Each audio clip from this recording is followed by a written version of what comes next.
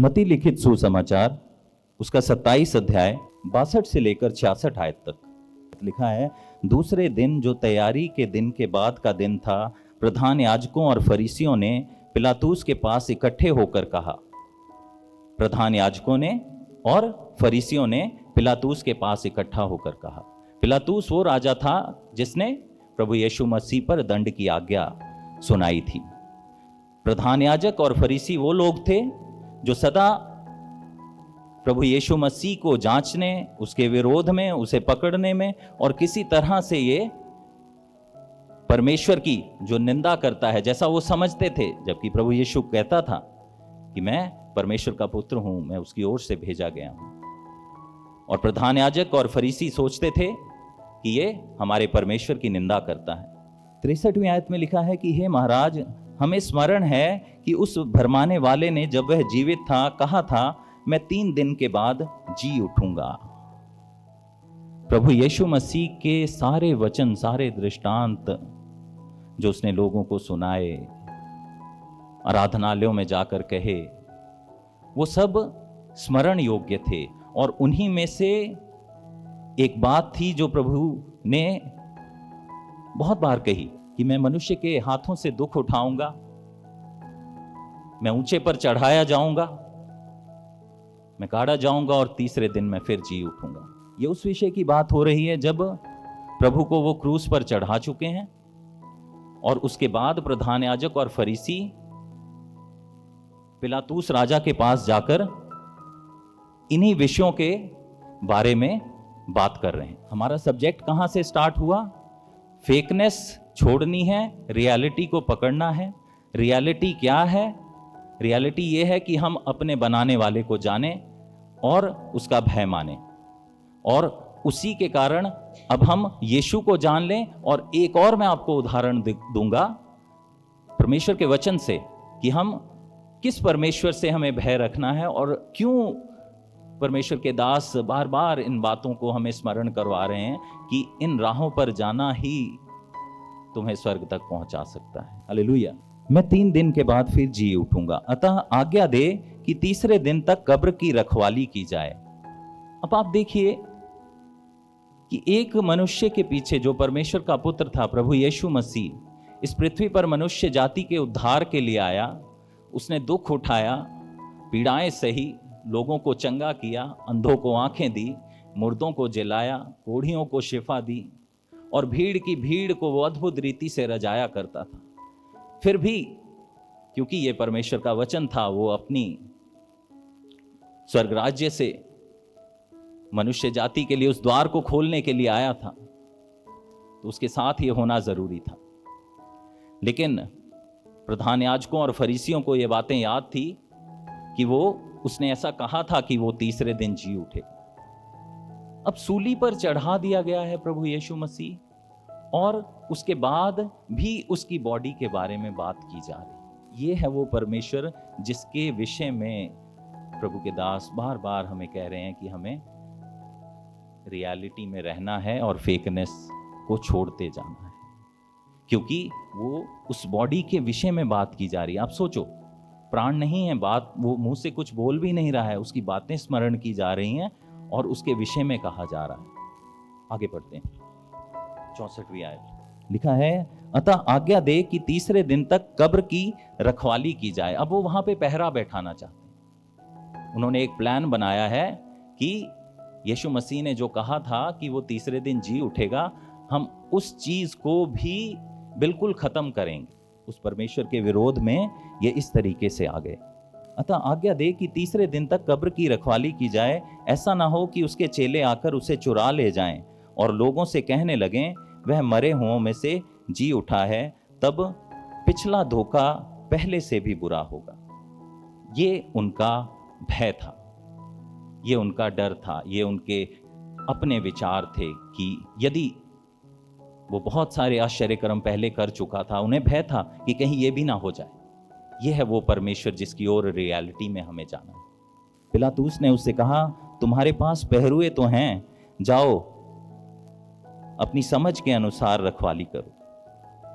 अतः वे पहरुओं को साथ लेकर गए और पत्थर पर मोहर लगाकर कब्र की रखवाली की। हालेलुया। देखिए, जब प्रभु यीशु मसीह को कब्र में रखा गया, उसके बाहर पहरुए ठहरा दिए गए और कब्र के ऊपर मोहर लगा दी गई, एक सील लगा दी गई, जो राजा की सील थी, वो मोहर लगा दी गई। और जब आज्ञा आ जाए तो फिर उसे कोई तोड़ नहीं सकता। अब पत्थर के अंदर उन्होंने अपनी तरफ से सारे अरेंजमेंट्स कर लिए कि प्रभु यीशु मसीह की कही हुई बात कहीं पूरी ना हो जाए। हालेलुया। लेकिन ये वही परमेश्वर है जिसने कह दिया कि ये धरती और आकाश तो टल सकते हैं, परंतु यहोवा के कहे हुए वचन की मात्रा और बिंदु तक ना टलेगी। ये वही परमेश्वर है, हालेलुया, जो अल्फा और ओमेगा है, जो आदि और अंत है, और तुम उसे कैद नहीं कर सकते। हालेलुया। वो परमेश्वर महान है। तीसरे दिन जब समय आया, प्रभु का दूत, परमेश्वर का दूत उस जगह पर उतरा और वो स्थान हिल गया। पहरुए जितने थे वो बेसुध हो गए। ऐसी रोशनी चमकी, ऐसा जलाल खुदा का जाहिर हुआ कि कब्र के ऊपर से पत्थर हट गया और खुदावंद यीशु मसीह, जिसके वचन को वो रोकना चाहते थे, वो जी उठा। Hallelujah, hallelujah, hallelujah, hallelujah. और वही जीवित परमेश्वर 40 दिनों तक अपने लोगों को, अपने जनों को, अपने चेलों को अलग अलग स्थानों पे, जगहों पर मिलता रहा, उनके साथ भोजन किया, और जब तक कि वो चेलों के देखते देखते स्वर्ग तक उठा ना लिया गया। ये है वो परमेश्वर जिसके विषय में कहा जा रहा है बार बार कि वो रियल है, वो रियल है, वो रियल है। इसलिए फेकनेस में नहीं, रियलिटी में जो चलेगा वो उसे प्राप्त कर पाएगा, वो उसके राज्य को प्राप्त कर पाएगा। हालेलुया। तो आप देखिए, कोई मनुष्य अपनी रीति से प्रभु के ना वचन को रोक सकता है, ना उसके कार्यों को रोक सकता है, और ना ही उनमें ऐसी सामर्थ्य है कि जो खुदा ने रिलीज कर दिया है उसको रोक सके। ये वचन मैंने आपसे पहले भी शेयर किया था कि जिस तरह आकाश से बरसा हुआ पानी बिना उपज दिए हुए वापस नहीं जाता, उसी प्रकार यहोवा का वचन बिना कार्य किए हुए वापस नहीं जाता। Hallelujah, hallelujah, hallelujah. प्रभु महान है, प्रभु सर्वशक्तिमान है। आज खुदा ने हमें समय दिया और हम अपने कुछ भाई बहनों के साथ कलीसिया के कुछ घरों में हमें जाने का समय मिला, और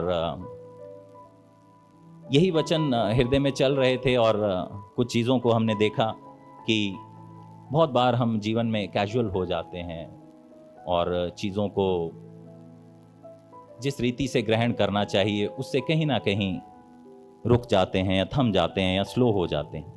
उसी में से एक बात जो आज देखने को मिली वो ये था कि पवित्र दिन को मानना,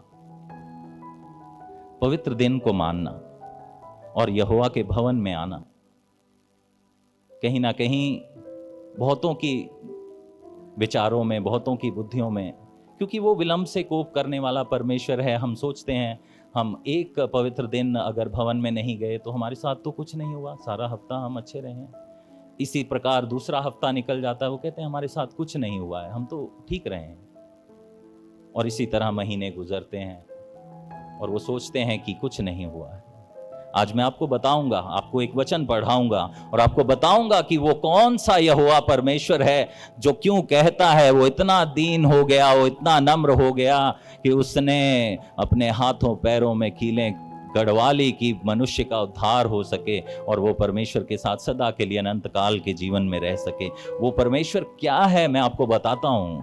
आज हम ओपन करेंगे गिनती की किताब, उसका 15 अध्याय खोलिए, आप खोलिए गिनती की किताब, उसका 15 अध्याय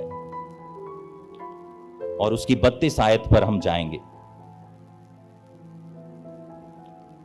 आप में से कोई भी जन पढ़े गिनती की किताब 15 अध्याय और उसकी 32 आयत, 32 आयत पढ़ेंगे। 32वीं आयत कहती है, जब इजरायली जंगल में रहते थे उन दिनों में एक मनुष्य विश्राम के दिन लकड़ी बिनता हुआ मिला। वो लकड़ी क्यों बिन रहा था? आग जलाने के काम आएगी, चूल्हा जलाने के काम आएगी, कुछ और बनाने के काम आएगी। तो वो मनुष्य सिर्फ लकड़ी बिन रहा था। लकड़ी का, कौन सी लकड़ियां? सूखे पेड़ों की जो लकड़ियां होती हैं, क्योंकि सूखी लकड़ियां ही जलाई जाती हैं। तो वो लकड़ियां बिन रहा था जब इजरायली जंगल में रहते थे। और दिन कौन सा था? विश्राम दिन था। 33वीं आयत। और जिनको वह लकड़ी बिनता हुआ मिला, वे उसको मूसा और हारून और सारी मंडली के पास ले गए। कुछ लोगों ने देखा कि ये तो विश्राम का दिन है और ये लकड़ी बिन रहा है, तो उन्होंने उसको पकड़ा और मूसा और हारून के पास ले गए। 34वीं आयत पढ़ेंगे। हालेलुया। उस समय तक ये बात प्रकट नहीं की गई थी कि पवित्र दिन में अगर कोई काम करता मिले तो उसके साथ कैसा व्यवहार करना चाहिए, ये बात प्रकट नहीं की गई थी। ऐसा वचन में लिखा है। उन्होंने उसको हवालात में रखा, तो उन्होंने उसको एक ऐसी जगह रख दिया जो एक कैद की जगह थी। अब वो अपनी मनमर्जी नहीं कर सकता है क्योंकि वो अब हवालात में है। और ऐसे मनुष्य के साथ क्या करना चाहिए, ये बात उस समय तक प्रकट नहीं थी। आगे पढ़िए। हालेलुया। यहोवा परमेश्वर जो इजराइलियों को फिरौन के हाथ से छुड़ा ले आया, उन्हें स्वतंत्र किया, 40 वर्ष तक उन्हें जंगल में लिए फिरा और कनान देश तक पहुंचाया। उसके ये पराक्रमी काम कि यहोवा ने लाल समंदर को दो भाग करके इजराइलियों को छुड़ा लिया है। जाति जाति में, लोगों लोगों में वो बात प्रकट हो गई थी और लोग यहोवा का भय मानते थे। और यहोवा के खुद के लोग विश्राम दिन में कुछ ऐसा कार्य करते थे जो नहीं करना चाहिए था।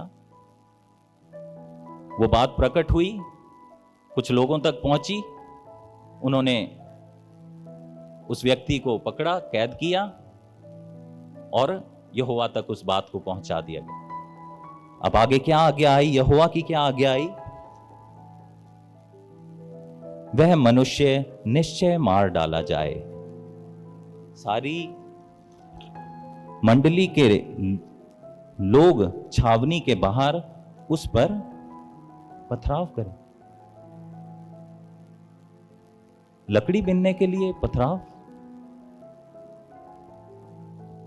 या आज्ञा ना मानने के लिए पथराव। आप समझिए इस बात को कि यहोवा परमेश्वर अपने पवित्र दिन के विषय में क्या निश्चिंत है। वो देखता है, मेरे लोग हैं, मेरे बेटे हैं, मेरी बेटियां हैं, वो इंतजार करता है। इस प्रकार जैसा यहोवा ने मूसा को आज्ञा दी थी, उसी के अनुसार सारी मंडली के लोगों ने उसको छावनी के बाहर ले जाकर उस पर पथराव किया और वह मर गया, लकड़ी बिनने के कारण। पवित्र दिन में गहराई देखिए आप, यहोवा का उस पवित्र दिन के साथ किस प्रकार का कनेक्शन है, उसे देखिए और उसे समझिए कि आप पवित्र दिन को साधारण नहीं ले सकते, क्योंकि वो अति करुणामय परमेश्वर है, क्योंकि वो विलंब से कोप करने वाला परमेश्वर है, लेकिन वो न्यायी परमेश्वर है, वो धर्मी परमेश्वर है। उसकी आंखें सदा मनुष्यों पे लगी रहती हैं और वो देखता है कौन उसे हृदय से खोज रहा है। हालेलुया। जब इस ऐसे परमेश्वर के साथ हम चल रहे हैं और ऐसा यीशु मसीह नासरी जिसकी कब्र के लिए भी पहरेदार बैठाए जाते हैं, तो उसको हम फेकनेस में कैसे उसके पास पहुंच जाएंगे?